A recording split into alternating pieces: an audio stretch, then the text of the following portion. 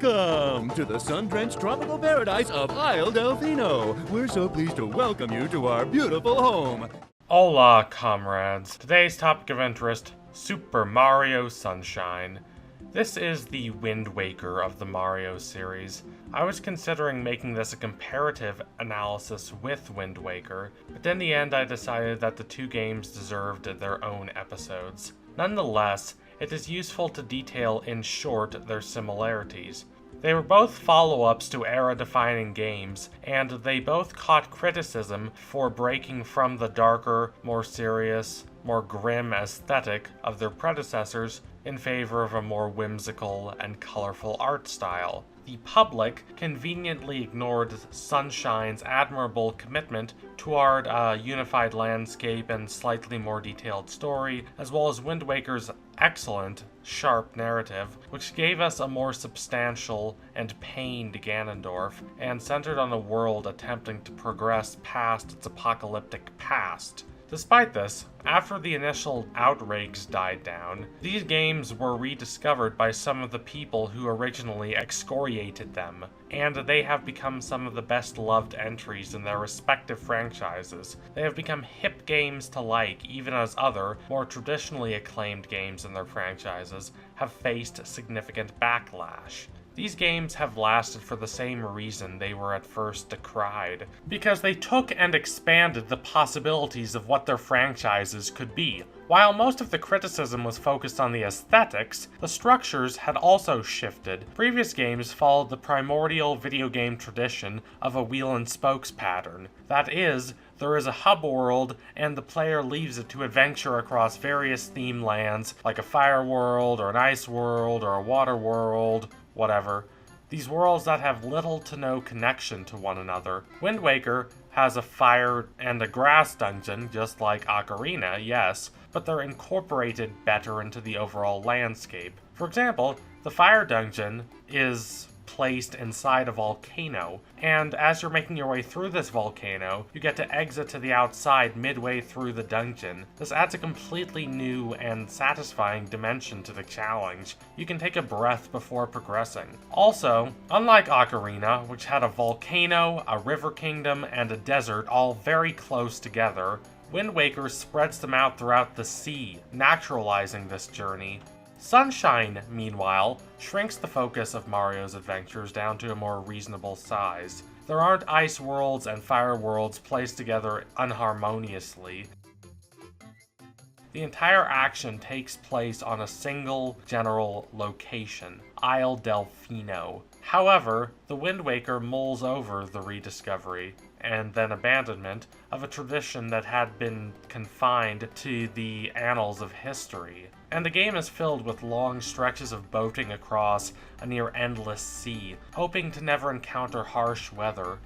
An abandoned spit of a rock jutting out of the ocean is a welcome sight. Conversely, Mario Sunshine is about the warmth and vividness of community and culture, and that is what we're going to talk about for the remainder of this video. Most Mario games do not have these well-defined landscapes. They are tied together only by common creatures and settings.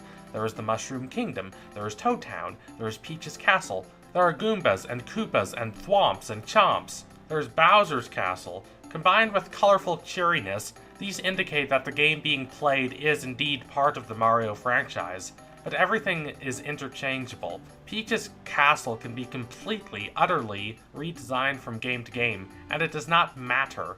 There's nothing distinct or memorable about any of this. Bowser's Castle is towering and ominous and climactic, but it doesn't have a distinct culture besides being the final area in most every Mario game in which it is included. Isle Delfino in Sunshine is different. There's an actual atmosphere. This island is vivid. It's a resort inhabited by tree-like creatures called piantas. It's a relaxing game, not just because of the sunshine and the waves and the azure blue skies, or even because the story is significantly sillier than the average plot of a Mario game, which is stopping Bowser from kidnapping the princess, but because there's this cohesion between the areas of the game. That is not to say that Bianco Hills feels exactly the same as Noki Bay, but that the transition between areas is more of a slow, deliberate undulation than an abrupt, nonsensical swerve. The geography of the island actually matters, and you familiarize yourself with where the manifold areas are located, just as you would if you were taking an actual vacation. It's not an intensely heightened and dramatic game in the same vein as 64, or Odyssey, or Galaxy, but its locales leave more of an impression because of that. There's more time to talk to the residents or observe the architecture. More attention is paid to smaller details, and the game benefits because of that. Take the galaxies of Super Mario Galaxy as a counterexample. Who exactly has a desire to revisit the Toy Time Galaxy or the Battle Rock Galaxy? How many of you completely forgot those galaxies existed until I just now brought them up? There's a reason these galaxies have been mostly lost to history and are included only tangentially in side games, whereas Isle Delfino and Doors. Delfino Plaza has become nearly as iconic a location in the Mario series as Peach's Castle or Bowser's Castle, despite appearing in one of the admittedly less popular entries in the series, and this is because substantial time is spent interacting with it. Italianesque and elegant, it has an atmosphere all its own, and you get to soak that up. Or how about the Piantas, who have become one of the most iconic creatures in the Mario series, and obtain a supporting role in Paper Mario: The Thousand Year Door, one of the greatest RPGs of the decade. Though they haven't existed for nearly as long as Toads, they have more personality, and you spend more time with them, because they're treated as important fixtures of the environment, and not merely side characters that don't matter because we need to rush toward the confrontation with Bowser as quickly as possible because we have 7 different worlds to get through and 120 stars to collect. I'm not saying this is the best Mario game. It's not. Sometimes it can get far too silly for its own good, and it admittedly lacks the ambitions of the franchise's best games. It's possible for a video game to be both atmospherically detail-oriented and narratively tied. Hell, the Paper Mario franchise did this exceptionally well before it utterly forgot what it was about. But Sunshine can ultimately not transcend its triteness. It's largely a game about cleaning up pollution on a resort island. That it's nonetheless compelling speaks volumes to the execution.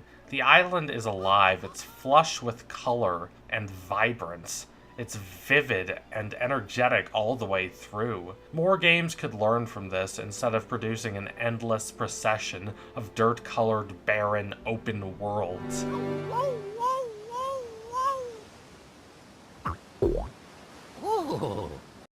My favorite moments in Mario games are not those where the tension is particularly high. There are no intricately interwoven conflicts in these games, and aside from those in the Paper Mario franchise, there aren't a lot of great character moments either.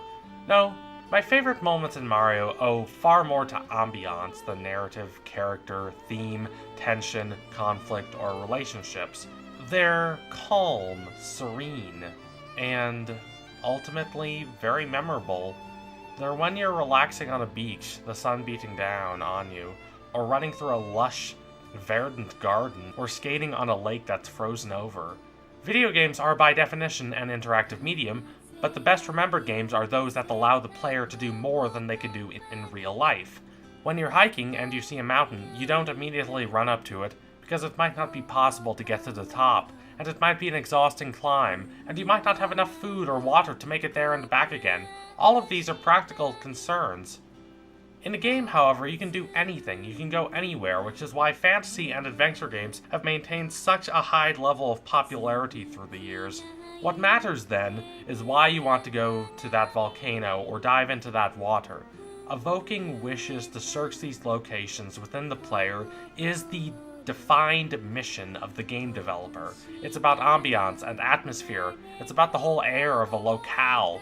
Breath of the Wild and the Xenoblade games are great examples of how this can be done over a grand scale, but it can also be done with a smaller scale but more bustling and lively areas, as is done in Sunshine. Anyway, if you liked what you saw today, consider donating to my Patreon so I can produce even more iridescent content. Also, don't forget to like, comment, subscribe, all that sunshiny stuff. Adios, comrades!